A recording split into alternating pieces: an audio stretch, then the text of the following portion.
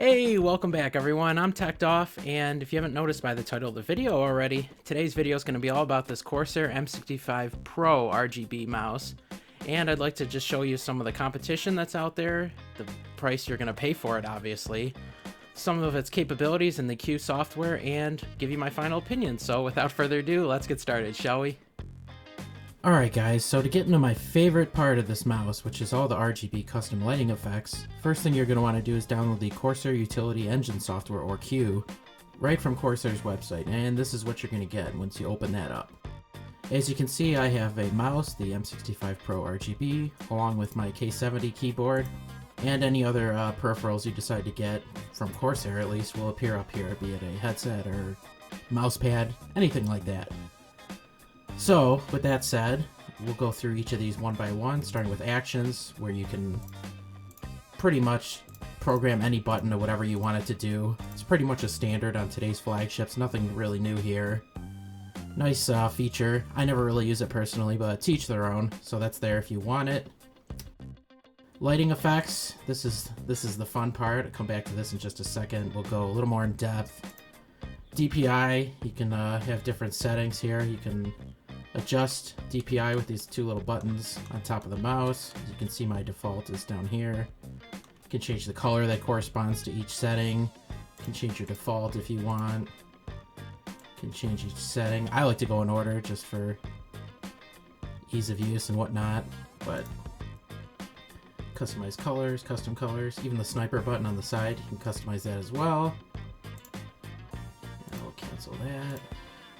Performance, I never really touch this. Angle snapping, pointer precision, extra FPS shooter stuff, if you're into that. That's available as well. And this is new for the Pro model, surface calibration, so you pretty much just click and hold this and drag it around at the speed they ask for, and it'll calibrate to your specific surface. So if you got a mouse pad like me, or if you're on a table, piece of granite, glass, whatever you got, you'll be covered. So going into the lighting effects, I have actually have lighting link turned on, which means that the keyboard and the mouse will kind of mirror each other with their lighting effects. That's optional, of course. You can toggle that, but we'll leave it on for now. You can adjust to these predetermined color changing options, I guess, to your will, but I'll just go through them one by one. You can do rainbow wave. I'm obviously not going to show it, but I promise you. Now you can change the direction, speed. Well, not really as free as you'd think. Just 3 speeds: slow, medium, fast. And visor, rain, color shift, pulse, wave, ripple, which is where you type something and the letters just kind of go out, kind of like a rock in a pond, I guess is a good way to say it. But there's a couple other things too. It's if any of you have owned earlier Corsair products, you know what a crapshoot the early Q software was, but it's pretty well refined now. They got really nice effects pre-installed for you if you're not interested in, customizing your own. And you can even head on the forums on their website and download your own that other people have made, and people spend a lot of time on these, so you should definitely check that out if you have one of these. And show you, for example, with, if I can get back to that, static color. You can pick any color you want. Specific numbers for RGB. You just want a static, even change the opacity. So it's very, very nice. The software is well refined, much better than it used to be. They've pretty much caught up to the competition from, say, Razer, Logitech, those other big players. So with that said, let's move on, shall we? Alright guys, now that we went over all the RGB lighting and that kind of stuff, I wanted to give you kind of a more in-depth and just a closer look at the mouse itself, of all its general features and some of the things that I personally like and don't like about the mouse. And I'm going to leave these tech specs up on the screen while I do this, just so you guys can take a look at them in case I miss something, or if you forget something I say, and you can go back to it just as a reference. So, getting started. Connector is, get that cord out of the way. Connector is a standard USB Type-A cable. It works with 2.0 or 3.0 slots. It is very solidly built. I think they reinforced it as opposed to the old one that had the red connector, just the regular M65 RGB. This is the Pro model, so Very solid there. Nice standard nylon cable like most flagship mice these days have. Kind of to be expected. And we'll go to the top of the mouse next. See if I can get it up here. Omron switches, both sides. Very solid. DPI buttons. This lights up as you saw earlier in the video. You can go up or down. Scroll wheel, very tactile. You can feel each bump as you scroll through. And another solid button with it's rubber coated actually, with brushed aluminum on either side. Feels very solid in the hand. And if we go to the side, got your sniper button, forward and back, and some textured plastic here. I don't know exactly what to call it, but let's see if I can give you a better look. It's kind of a matte textured plastic here, so if your hand sweats, you'll be all right there, but not necessarily so with that sniper button. We'll come back to that in a minute, but for now we'll go to the bottom. And as you can see, 1, 2, 3, 4, 5 material contact points. And these are actually weight removal tools here. So I'm going to take one off. I loosened this beforehand. You can use a coin or a screwdriver to get them in or out. Just kind of unscrew it, pull this out. See if I can catch this. You got your little donut. Now you can take 1, 2, all 3 of them out. You can leave them all in like I prefer to do, but it's a nice little feature that they include here. I know not all flagship mice have this feature, but more and more are. So I'm just gonna kind of hand tighten it for now.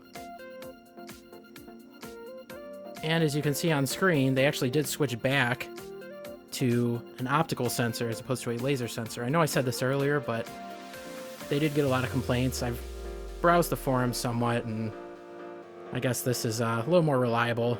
So for the hardcore gamers out there, so this whole bottom here is all brushed aluminum. All of it. So feels very, very solid. And with that said, I like to tell you guys what I like about it and what I don't like about it. So first, what I like about it is the grip. If you palm it, if you claw it like I do, it feels very solid, tactile feeling. I like that. Placement of buttons is pretty great overall. There are a couple exceptions I'll get to in a minute. And I also like the forward and back button on the side as opposed to the top.